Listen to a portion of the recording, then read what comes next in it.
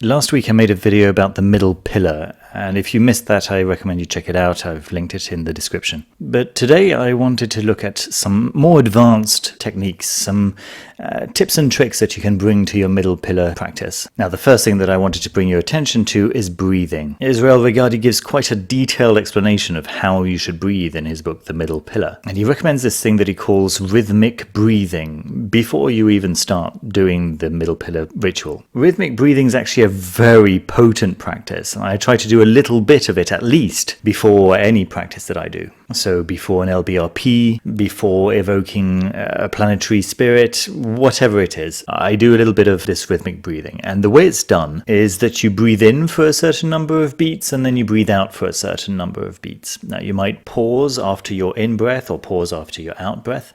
There are variations that you can do, but the very basic, most simple version is where you just put two fingers to your throat where you can feel your pulse, and you count 4 heartbeats to breathe in and 4 heartbeats to breathe out. And you do this until you feel at peace and fully focused. There's another version that I particularly enjoy where you breathe in for 6 beats, you hold your breath for 3 beats without blocking your breath but just not breathing out, and then you breathe out for 6 beats and you hold your breath on the out breath for 3 further beats. So in for 6, hold for 3, out for 6, hold for 3. When I started out doing this, I found it particularly difficult, and so I did in for 4, hold for 2, out for 4, hold for 2.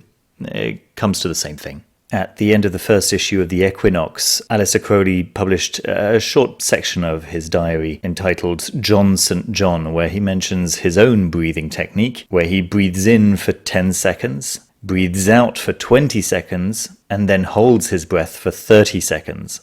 So as you see, there are many different varieties of rhythmic breathing. The method of breathing itself is kind of important. Again, Israel Regardie describes that quite well, describing first expanding the lower abdominal part of the body so that the bottom part of the lungs get filled first, then expanding to the area under the diaphragm, before finally lifting the shoulders and allowing air to enter the full thorax. So it's actually a 3-step in-breath. He doesn't seem to pay so much attention to the out-breath. There's probably simply an assumption that if you're breathing out, it's probably okay.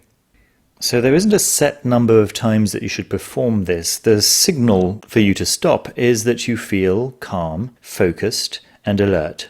There shouldn't be any wooziness or dizziness. You should simply feel centered and ready to perform your ritual. Alright, the second advanced technique for the middle pillar is to add color in every sphere. So at the very top we have Kether, at the throat we have Darth, at the solar plexus we have Tifereth, at the generative organs we have Yesod, and at the feet we have Malkuth. For most people listening to this, these names will be familiar, but if they are new to you, I do recommend checking out my videos on the Tree of Life, which I've linked down below. There are 10 energetic centers on the Tree of Life, plus an 11th one that's kind of strange, and knowing the names of those 10 plus 1, they're called Spheroth, on the Tree of Life is quite central and kind of important if you're intending to learn anything further about ceremonial magic. So as described in my previous video, above your head as you're performing the middle pillar ritual is a sphere of Kether, and the color of the sphere of light of Kether should be bright, brilliant white. As you move down the middle pillar, you reach the sphere of light at the throat, which is Darth. I wish I could remember where I heard this analogy, which I really liked, of thinking of Darth like a roundabout. So it's not really a city or a destination, and it's not really a road. It is its own place, but it's neither a path nor a sphere. It's Darth. And the colour of Darth should be like a misty grey or a lavender blue. I've seen both versions being used, and they both make sense in their own way. Moving further down to the solar plexus, to the sphere of Tifereth, which is a bright yellow golden sphere of light. It's a little bit larger. As I said in my previous video, it protrudes outside of the rib cage. So it's partly inside your body, partly outside your body. Then down to the generative organs, where we have the sphere of Yesod, and that's a very rich purple color. And finally down to the feet, to the sphere of Malkuth. Now you can see that the sphere of Malkuth is divided by 2 diagonals into 4 segments, one black, one russet, one olive, and one citron. That's not a very convenient thing to visualize, especially if you're trying to imagine a sphere of light. And so it's recommended that you imagine simply a jet black sphere, or if that gets in the way of your visualization of light, then you can make it kind of a green light or a brown light. Some people also like to go the version of Darth as well, making it a milky, misty, greyish glow. Now for the third tip for an advanced practice of the middle pillar, Israel Regardie recommends that in each sphere, once you've vibrated the name of God several times, you can also then vibrate the name of the Archangel attributed to that sphere. The graphic that you can currently see on your screen is actually a Creative Commons image that you can find on Wikipedia. I've linked it down below in the description, of course, and you'll be able to see there the names of God in each of the spheres, not only in the middle pillar, but also in the pillar of mercy and the pillar of severity. And also, after the name of God, you'll be able to see what that name of God means, and then you'll see the name of the Archangel of that sphere. And in Kether, you'll see that that is Metatron. In Darth, we've got Uriel. In Tifereth, we've got Raphael. In Yesod, we have Gabriel. And finally, in Malkuth, we have Sandalphon. So, for example, in Tifereth, after you've vibrated the name of God, Yehovo Eloah Vedath, several times, you would then also vibrate the name Raphael several times, and focusing on the meaning of that name, the healing of God. So for the meanings in order, we have Metatron, meaning meta, after, and tron, or throne. So one of the meanings of Metatron could be power behind the throne. Uriel, we've got the light of God, or God is my light. Raphael is the healing of God, or God is my healer. Gabriel is God is my strength, or the strength of God. And Sandalphon, depending on the sources, could mean Godfather, could mean co-brother. Some sources actually have him as a brother to Metatron, which might make sense. The fourth and final advanced technique for the middle pillar would be breathing once again, but this time during the circulation of energy around the body. In the final part of the middle pillar ritual, you are imagining a ray of energy coming out of Malkuth above your head, descending down the left side of your body and reascending up through the right side of your body, and then going around your body in a circular motion down the left side and up the right side, over and over again.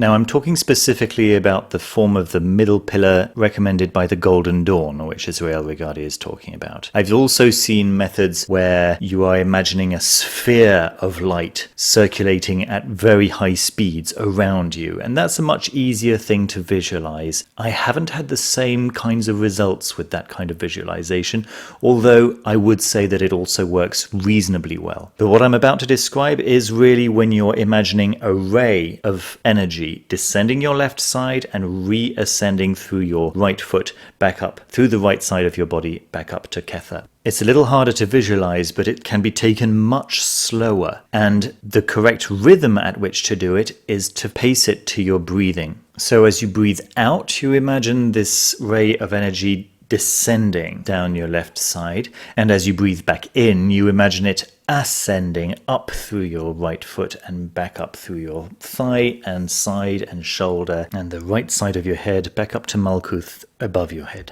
And then you add to that the ray of energy that exits Kether above your head and goes down the front of your body, down to Malkuth as you breathe out. And as you breathe back in, it goes up the back of your body, up your back, up your neck, up the back of your head, and back into Kether above your head. So you're still visualizing both of these rays, down the left side as you breathe out, up the right side as you breathe in, down the front as you breathe out, up the back as you breathe in, at the same time, both of these at the same time. And then you imagine the ray of energy going out of the right side of Malkuth over your left leg, behind your two legs and back round, and then spiraling up further and further up as you breathe out and in with those two rays of energy that were already going. This is a third ray of energy, but this one isn't in time with your breathing. In fact, it goes quite fast, round and round, spiraling upwards until it reaches the very top. but all the while you're still breathing out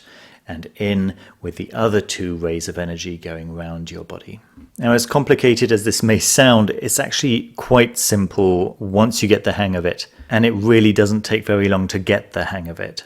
The first couple of times can feel a little frustrating, however, I do admit. However, even if you're not doing it perfectly, even in your first few attempts at doing it, you will probably notice a strong tingling in your hands and feet when you finish. And that's it. That concludes my video on a couple of extra tips for the middle pillar.